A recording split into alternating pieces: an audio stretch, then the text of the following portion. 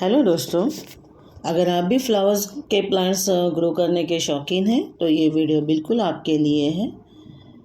इस वीडियो में मैं बताऊंगी कि आप नर्सरी से कौन से फ्लावर्स कौन से सीज़न में ला सकते हो और कौन से टाइप के प्लांट्स आपको लाने चाहिए। फ्लावरिंग प्लांट्स के लिए पॉटिंग मिक्स कौन सी होनी चाहिए, प्लस उनके जो पॉट्स हैं वो पॉटर्स कैसे होने चाहिए, प्लांटर्स कैसे होने चाहिए, उनकी साइज़ क्या होनी चाहिए और कितने आवर्स की सनलाइट उनको मिलनी चाहिए। फ्लावरिंग प्लांट्स के लिए पानी कब डालना चाहिए, कब नहीं डालना चाहिए, प्रूनिंग कैसे करना है, तो ये सारी चीज़ें मैं इस वीडियो में बताने वाली हूँ। फिर वास्तु के हिसाब से कौन सा प्लांट कहाँ पे रखना है वो भी मैं आपको बताऊँगी, अगर आप वास्तु में बिलीव करते हो तो।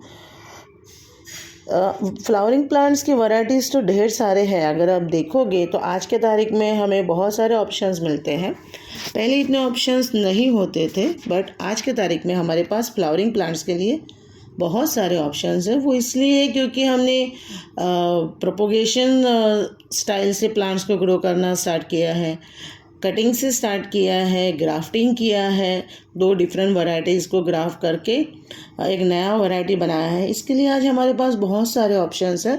तो फ्लावरिंग प्लांट्स में अगर आप जाते हो तो बहुत सारे ऑप्शंस मिलेंगे और ऐसे फ्लावर्स भी मिलेंगे आपको जो पूरे 12 महीने फ्लावर्स देते हैं। तो आपका जो गार्डन है वो पूरी तरह से हमेशा फ्लावर्स से भरा रहेगा। तो चलिए शुरू करते हैं इस वीडियो को। दोस्तों, जब फ्लावरिंग प्लांट्स की बात आती है तो पहले तो रोज़ आता है, फिर मोगरा आता है। हम इंसान कितने भी बिज़ी क्यों ना रहे, बट जब फ्लावरिंग प्लांट्स की बात आती है, जब प्लांटिंग की बात आती है, गार्डनिंग की बात आती है, तो हम मोस्टली फ्लावरिंग प्लांट्स के लिए ही जाते हैं। हमारा पहला चॉइस होता है फ्लावरिंग प्लांट्स, उसके बाद वेजिटेबल्स और लास्ट में आते हैं फ्रूट्स। तो फ्लावरिंग प्लांट्स इसलिए ये होते हैं, हमारी फर्स्ट चॉइस होती है क्योंकि वो बहुत कलरफुल होते हैं। और उसमें से भी फ्लावरिंग प्लांट में सबसे इम्पोर्टेंट हमारा जो फेवरेट होता है वो ऑल टाइम रोज़ होता है। आज के तारीख में रोज़ की जो वैरायटीज़ है वो बहुत सारे वैरायटीज़ मिलती है आपको। फिर ऑफिस टाइम है, वो भी बहुत डिफरेंट कलर्स के प्लांट्स होते हैं, छोटे छोटे प्लांट्स होते हैं। आप हैंगिंग प्लांटर्स में भी लगा सकते हो, आप बड़े प्लांटर्स में भी लगा सकते हो। तो ये बेसिकली जो फ्लावरिंग प्लांट्स है, हर फ्लावर की एक अलग नीड होती है। ऐसा नहीं कि सारे फ्लावरिंग प्लांट्स एक जैसे ही ज़रूरत होती, नहीं। कुछ फ्लावरिंग प्लांट्स हैं उनको कम सनलाइट की ज़रूरत है, कुछ है जो उनको ज़्यादा सनलाइट की ज़रूरत होती है। जैसे ऑफिस टाइम है, ये अगर आप देखोगे तो बहुत कम सनलाइट लेते हैं। अगर ज़्यादा सनलाइट मिले उनको, जैसे कि मई की धूप है, तो वो जल जाते हैं पूरी तरह से, उनका प्लांट जल जाता है। बट उनके जो रूट्स होते हैं ना, जैसे बारिश आ जाती है तो वापस स्टार्ट हो जाते हैं ग्रो करना। तो अगर आपके पास अपने ऑफिस टाइम और ये सब प्लांट्स लाए हैं जो ज़्यादा हीट को ये नहीं कर सकते, सह नहीं सकते, तो मरने के बाद उनको फेंकिए मत। अगर ग्राउंड में रखा है और आप उन्हें शैडो में नहीं रख सकते तो कोई बात नहीं, पानी डालते रहिए। और अगर मरते भी है तो भी पानी डालते रहिए, क्योंकि उसके अंडरग्राउंड रूट्स जो होते हैं ना वो ज़िंदा होते हैं, वो मरते नहीं है। मॉइस्चर उसको कंटेन रखना है। फिर आते हैं अपना ये रोज़ जो है, रोज़ को बहुत ज़्यादा सनलाइट की ज़रूरत होती है। वो मई में भी कभी नहीं जलते हैं, इतनी सनलाइट उसको चाहिए होती है। और रोज़ जो है वो हेवी फीडर है। ये जो फ्लावरिंग प्लांट्स हैं बहुत सारे हेवी फीडर्स ही होते हैं, क्योंकि उन्हें फ्लावर्स बनाने होते हैं। जितना ज़्यादा न्यूट्रिएंट्स उनको मिले, उनके जो फ्लावरिंग के जो ये होते हैं पेटल्स होते हैं वो ज़्यादा ब्राइट होते हैं, उनकी साइज़ भी बढ़ जाती है। तो आपको देखना है कि हर 15 दिन में आप इनको फ्लावरिंग प्लांट्स जो है आपके उसको न्यूट्रिशन दें।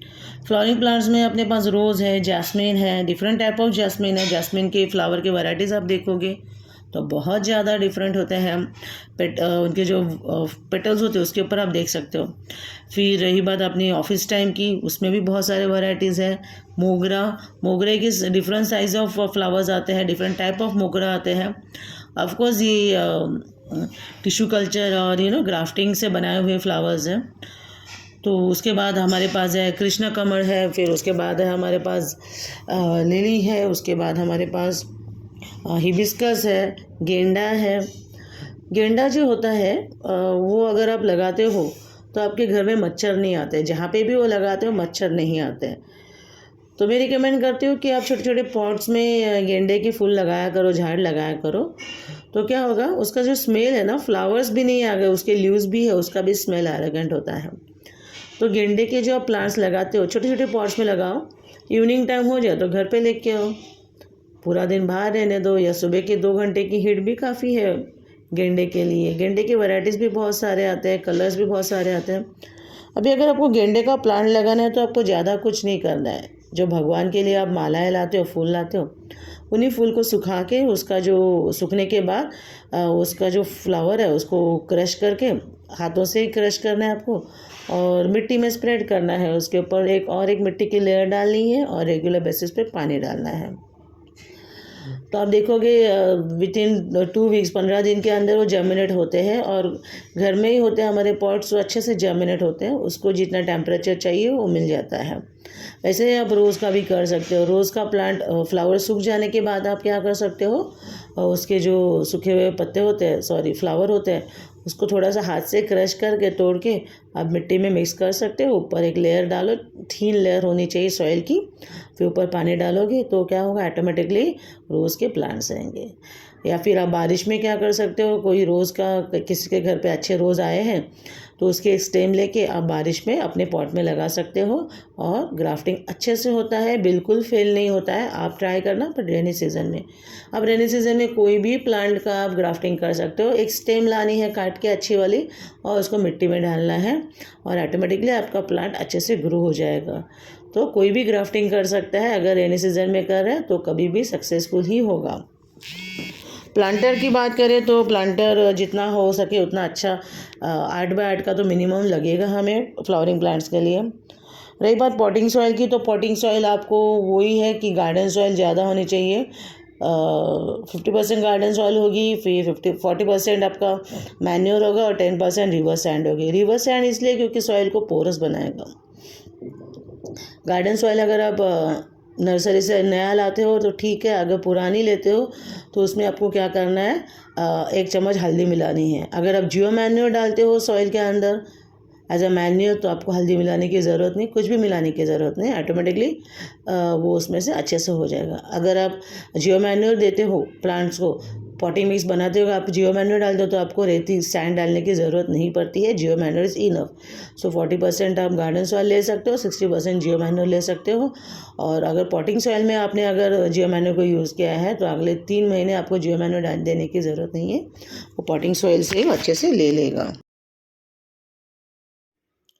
फ्रेंड्स, आशा करती हूँ ये वीडियो आपको अच्छा लगा होगा। अगर थोड़ा भी अच्छा लगा है तो लाइक कीजिए, और अपने जो फ्रेंड्स हैं जो पैशनेट है गार्डनिंग को लेके, उनके साथ भी शेयर कीजिए ताकि उन्हें भी कुछ नॉलेज मिले।